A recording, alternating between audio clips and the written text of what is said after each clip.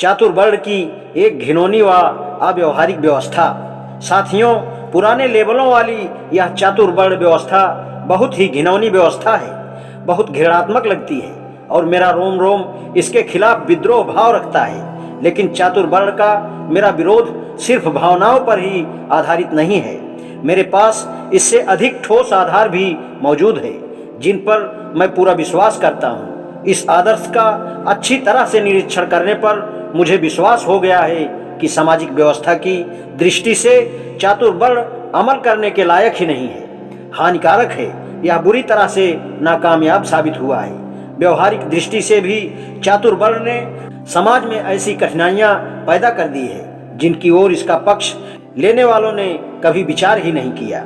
जाति के नियम वर्ण वाले नियमों से बुनियादी तौर से अलग हैं। ये नियम केवल बुनियादी तौर पर अलग ही नहीं है बल्कि बुनियादी तौर पर एक दूसरे के खिलाफ भी हैं। जाति व्यवस्था कथित गुणों पर आधारित है जबकि वर्ण व्यवस्था कथित योग्यता पर आधारित है। लोगों ने अपनी योग्यता का प्रमाण पत्र दिए बिना सिर्फ जन्म के आधार पर ऊंचा स्थान प्राप्त कर लिया है।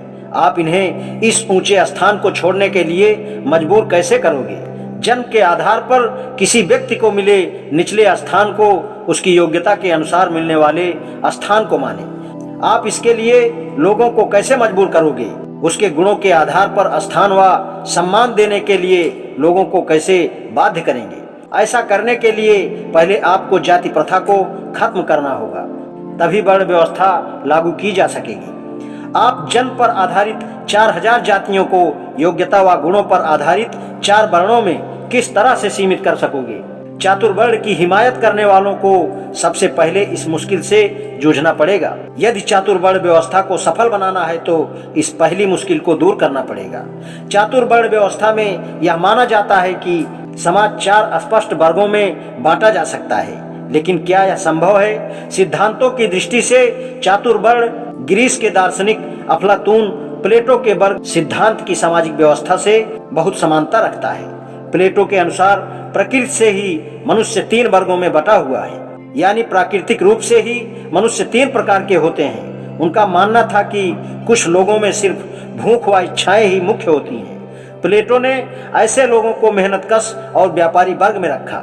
दूसरी तरह के लोगों में पेट भरने की प्रकृति के साथ साथ बहादुर प्रकृति भी दिखाई देती है। ऐसे लोगों को प्लेटो ने राष्ट्र के रक्षक और देश की आंतरिक शांति के पहरेदारों की श्रेणी में रखा है। कुछ अन्य तरह के ऐसे लोग होते हैं जिनमें पदार्थों की मूल प्रवृत्ति अर्थात सच्चाई को समझने की योग्यता दिखाई देती है। ऐसे लोगों को उसने जनता के लिए कानून बनाने वालों की श्रेणी में रखा।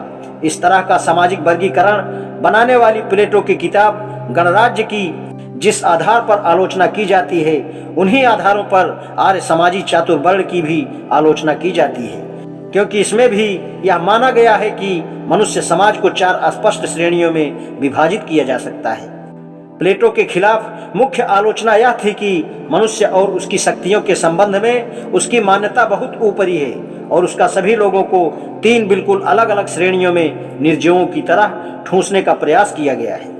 प्लेटो इस बात की कल्पना ही नहीं कर सके कि मनुष्य की विशेषताएं अलग अलग हैं। वे सभी एक दूसरे से क्षमता में भी अलग अलग हैं और अधिकतर व्यक्ति स्वयं में ही एक श्रेणी या वर्ग होते हैं। प्लेटो को यह ज्ञान नहीं था कि हर व्यक्ति की अपनी विशेषता, हर व्यक्ति की दूसरों से तुलना और हर व्यक्ति की अपनी श्रेणी आप होती है। प्लेटो यह भी स्वीकार नहीं करता है कि मनुष्य असंख्य भिन्नताओं का भंडार होने के साथ साथ अनेक प्रवृत्तियों का संग्रह भी होता है। उसकी यह मान्यता भी सही नहीं थी कि व्यक्तियों की मानसिक शक्ति निश्चित क्षमता की होती है। आधुनिक विज्ञान ने भी यह सिद्ध कर दिया है कि व्यक्तियों को कुछ निश्चित वर्गों में बांटना बिल्कुल बनावटी और ऐसा विचार है जो विचार के लायक नहीं है, क्योंकि व्यक्तियों के स्वभाव व गुणों में भिन्नता होने के कारण उनके गुणों के उपयोग की दृष्टि से वर्गों में बांटना बहुत ही अनुपयोगी है। इसलिए जिस कारण से प्लेटो के रिपब्लिक की कल्पना नाकामयाब हुई है, उसी कारण चातुर्वर्ण भी नाकामयाब होगा, क्योंकि मनुष्यों को कथित वर्गों के कारण विभिन्न वर्गों में बांध कर रखना संभव नहीं है।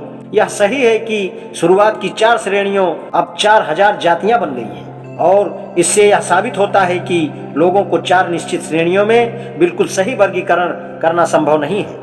चातुर्वर्ण व्यवस्था स्थापित करने की राह में एक तीसरी समस्या भी है। माना कि चातुर्वर्ण व्यवस्था स्थापित हो जाती, लेकिन इसे बनाए रखना कैसे संभव होगा? इसे सफलतापूर्वक चलाने के लिए दंड व्यवस्था लागू करना बहुत जरूरी है, जो नियमानुसार चातुर्वर्ण व्यवस्था बनाए रख सके। चातुर्वर्ण व्यवस्था को हमेशा लोगों द्वारा अपने अपने वर्ग की सीमाएं तोड़ने की समस्या से जूझना पड़ेगा। यदि वर्ग की सीमा रेखा लांघने की गलती पर सजा देने का प्रावधान नहीं किया तो लोग अपने अपने वर्ग की सीमाओं में बंधे नहीं रहेंगे।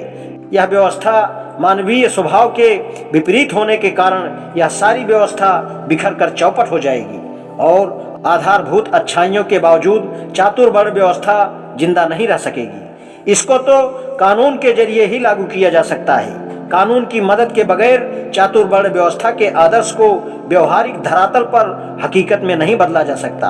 और रामायण में राम द्वारा संभोग का कत्ल करना इस बात को साबित करता है। यानी अपने वर्ग की सीमा तोड़ने वालों को दंड देना जरूरी है। कुछ लोग राम को इसके लिए दोषी ठहराते हैं क्योंकि उसने बिना कारण और गलत तरीके से संभोग की हत्या कर दी। लेकिन संभोग की हत्या करने के लिए राम को दोषी ठहराने का अर्थ सारे मामले को गलत समझना है, भ्रम के कारण से है। राम राज्य तो चातुर्वर्ण व्यवस्था पर आधारित था और राजा होने के नाते राम इस व्यवस्था को लागू रखने के लिए मजबूर था। इसलिए संभोग का वध करना राम का फर्ज था, क्योंकि जाति से शूद्र संभोग अपनी जाति की सीमाओं को तोड़कर ब्राह्मण बनना चाहता था। यही कारण था कि राम ने संभोग का वध किया। लेकिन इससे यह साबित होता है कि चातुर्वर्ण व्यवस्था को बनाए रखने के लिए कानून दंड व्यवस्था की ताकत का होना जरूरी है। इसके लिए सिर्फ दंड व्यवस्था ही नहीं बल्कि मौत की सजा का प्रावधान भी जरूरी है। इसी वजह से राम ने संभोग को प्राणदंड से कम सजा नहीं दी। यह कारण है कि मनुस्मृति में वेद को पढ़ने वाले शूद्र की जीभ काट देने और सुनने वाले शूद्र के कान में पिघला हुआ शीशा भर देने जैसी सख्त सजाएं देने का आदेश देती है। चातुर्वर्ण व्यवस्था का पक्ष लेने वालों द्वारा लोगों को यह विश्वास दिलाना होगा कि वे समाज में लोगों को सफलतापूर्वक वर्गीकरण कर सकते हैं और वे इस 20वीं शताब्दी के आधुनिक समाज में मनुस्मृति की दंड व्यवस्था को लागू करने में सफल हो सकते हैं। चातुर्वर्ण व्यवस्था की वकालत करने वालों ने इस बात पर तो विचार ही नहीं किया कि इस व्यवस्था में स्त्रियों की क्या दशा होगी। क्या स्त्रियों को भी ब्राह्मण, क्षत्रिय, वैश्य और शूद्र श्रेणियों में बांटा जाएगा या उनको भी अपने पतियों के सामाजिक दर्जे को बराबर माना जाएगा? और यदि शादी के बाद स्त्री का सामाजिक दर्जा बदल जाएगा तो गुणों के आधार पर समाज में किसी व्यक्ति का स्थान तय करने वाली चातुर्वर्ण व्यवस्था के कायदे कानूनों का क्या होगा? अर्थात क्या किसी व्यक्ति का दर्जा उसके गुणों पर आधारित होना चाहिए? यदि उनका वर्गीकरण उनके गुणों के आधार पर किया जाता है तो क्या वह वास्तविक होगा या नाम मात्र के लिए? यदि यह नाम मात्र होगा तो बेकार है और फिर चातुर्वर्ण व्यवस्था को पक्ष लेने वालों को यह स्वीकार करना पड़ेगा कि उनकी व्यवस्था स्त्रियों पर लागू नहीं होती। यदि वह वर्गीकरण वास्तविक है तो क्या चातुर्वर्ण के समर्थक इस व्यवस्था को महिलाओं पर लागू करने के तर्कसंगत परिणामों को मानने व समझने के लिए तैयार होंगे? तब उन्हें स्त्रियों को पुजारी, पुरोहित और सिपाही के रूप स्वीकार करने के लिए तैयार रहना होगा। हिंदू समाज ने स्त्री को शिक्षिका और बैरिस्टर, वकील के रूप में स्वीकार कर लिए हैं और अब समाज आदि भी हो चुका है। शायद आने वाले समय में समाज स्त्री को शराब बनाने वाली व कसाई के रूप में भी स्वीकार कर लें। लेकिन स्त्री को पुजारी और सिपाही के रूप में स्वीकार करने वाला व्यक्ति निश्चित ही बहुत बहादुर होगा। लेकिन चातुर्वर्ण व्यवस्था स्त्रियों पर लागू करने का यही तर्कसंगत परिणाम होगा। इन कई कठिनाइयों के बावजूद एक जन्मजात मूर्ख के अलावा कोई दूसरा समझदार व्यक्ति कभी भी यह विश्वास और उम्मीद नहीं कर सकता कि चातुर्वर्ण व्यवस्था फिर से जीवित हो सकती है। आज इतना ही, शेष कल। धन्यवाद।